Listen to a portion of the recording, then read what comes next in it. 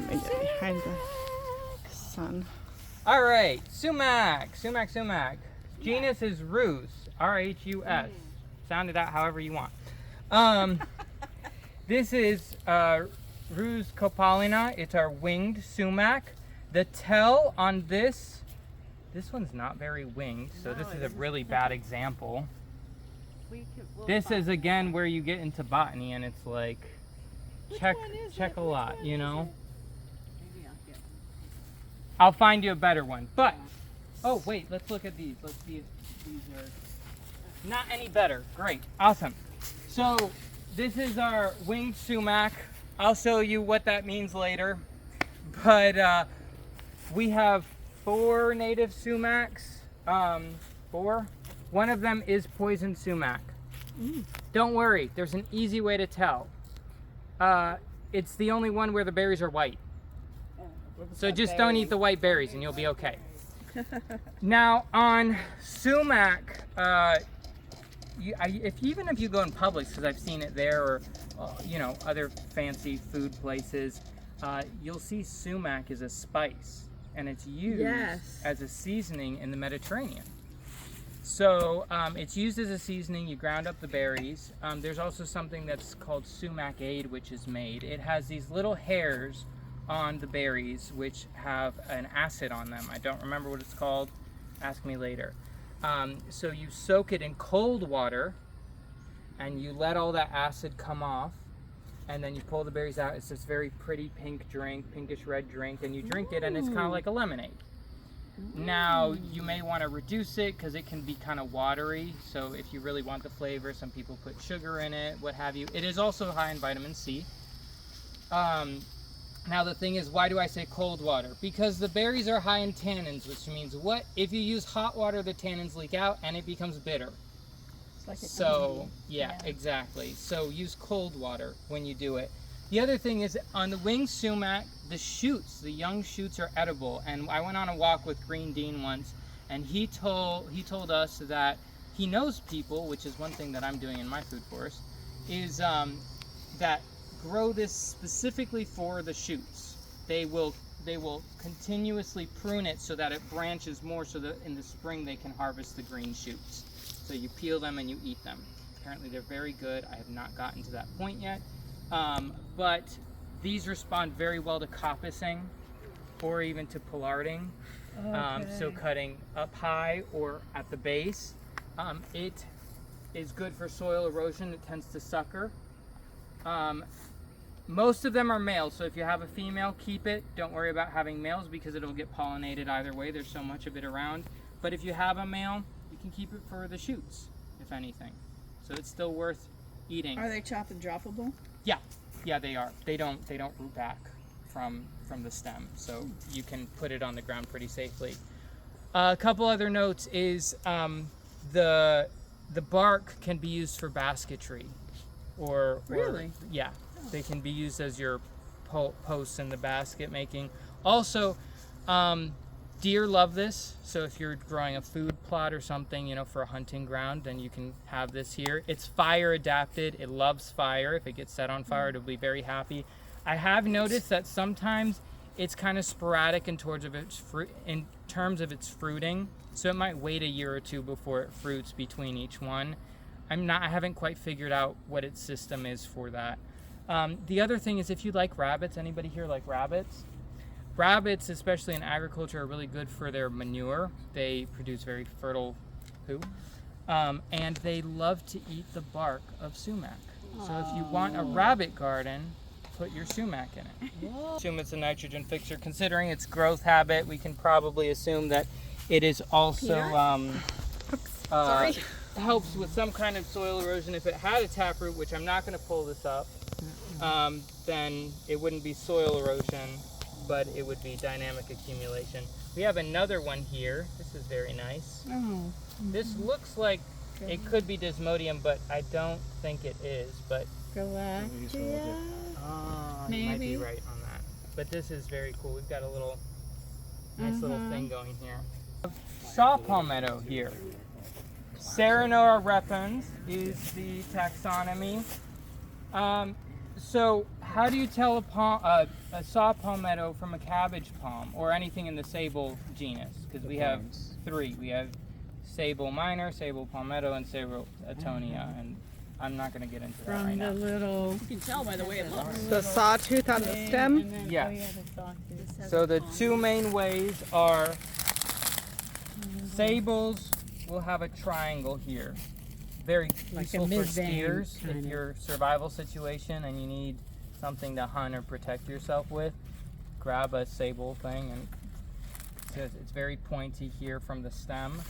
This is saw palmetto, so it kind of cuts off right here. The other thing is, not all saw palmettos have this, but most have spines or serrations here and will quite literally cut you if you're not careful. Now, these plants are poached.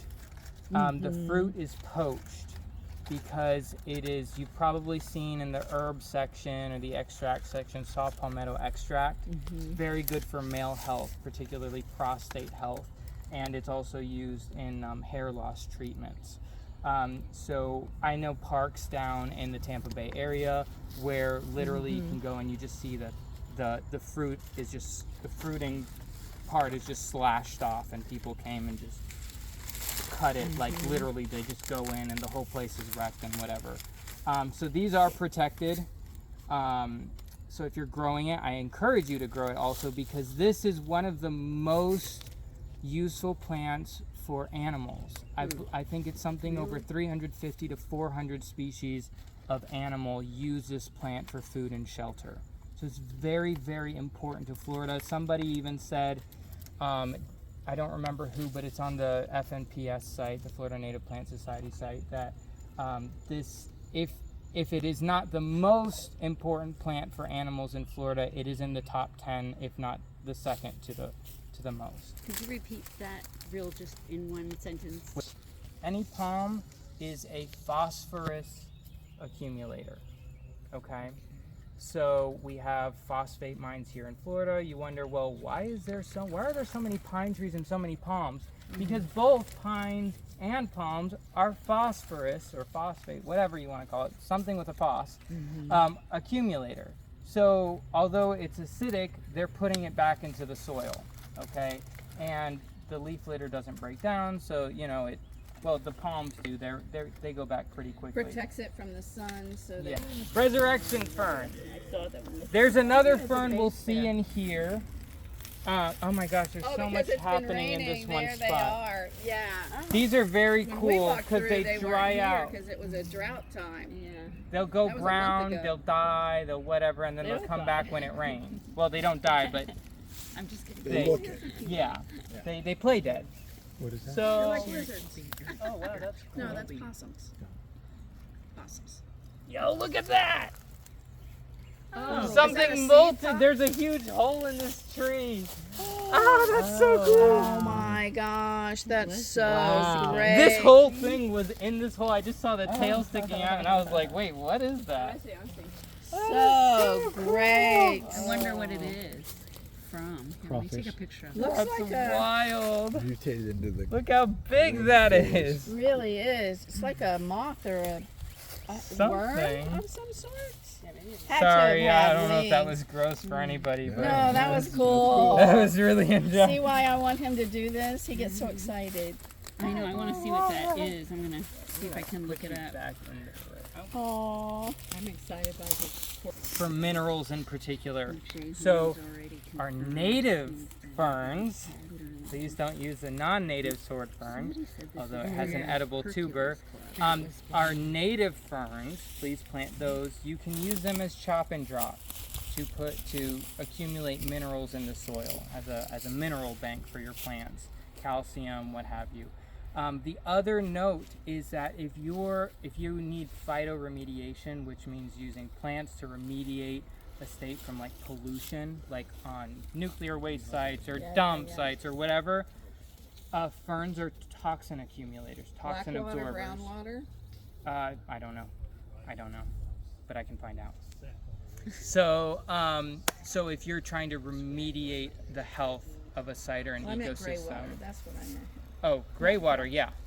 Brown. I meant gray. You're thinking Oh. of her brown job. Oh, okay, now I follow. I was like, okay. I'm sorry, I don't know Hi. what I'm talking about. Yeah, well, I mean, it. Sparkleberry. Sparkleberry. This is one of our native blueberries that nobody ever talks about. Well, some people talk about it, but not many, and it's so high up I don't want to hurt it. So we have 6 native blueberries. There's the rabbit eye, the dwarf, the shiny, the sparkleberry, the deerberry, and the high How bush. big that is. All of them, all of the Vaccinium species, or anything in the Vaccinium genus, as far as I'm aware, are nitrogen fixers. A lot of people don't realize that. Oh. They do have a symbiotic relationship with nitrogen fixing bacteria, and they are almost all deciduous, which means they're putting nitrogen in the soil when they lose their leaves in the winter. And their bark is pretty.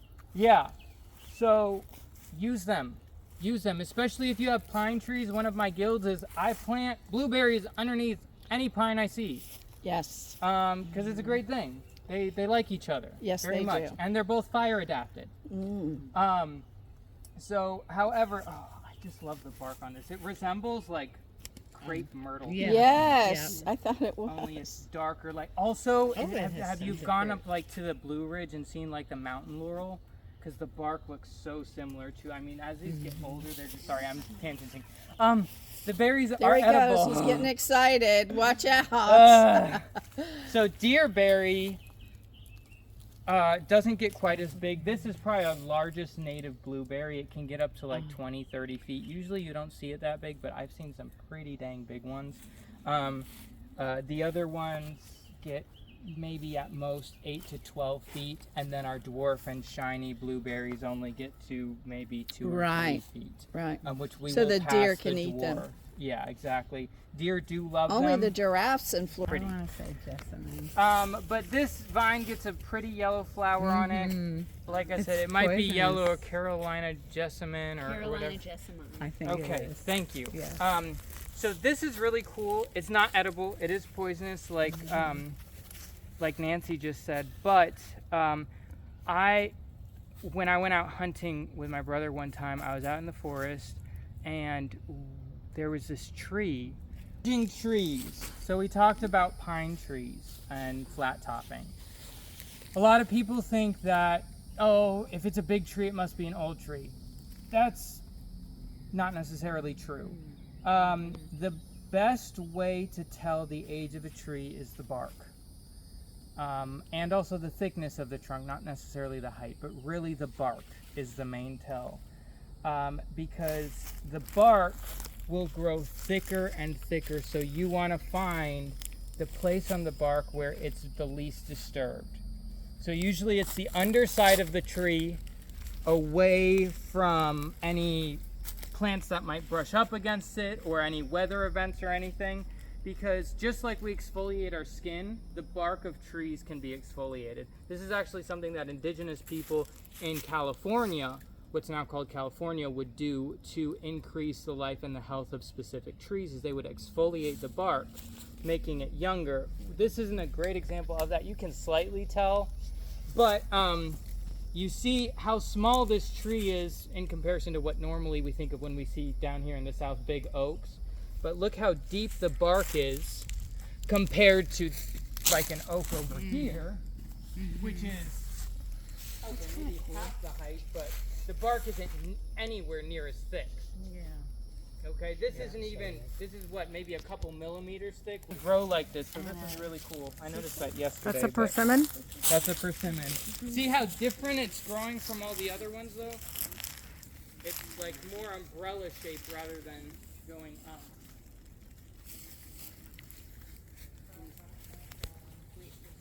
These veins, these strings pop off, and this is the mid vein when it splits, like over here when it splits, the vein dries out and does this curly Q. This was used by indigenous people for cordage.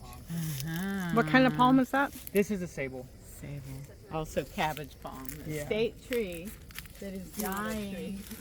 Oh yeah, well, It's the state lethal tree, bronze. but yes, Oh, and they have there's lethal bronzing in the parking lot. I don't know if you noticed. I see it. Another Oh, persimmon. Reddish. It can look. The stem is kind of zigzaggedy. It is kind of, yeah.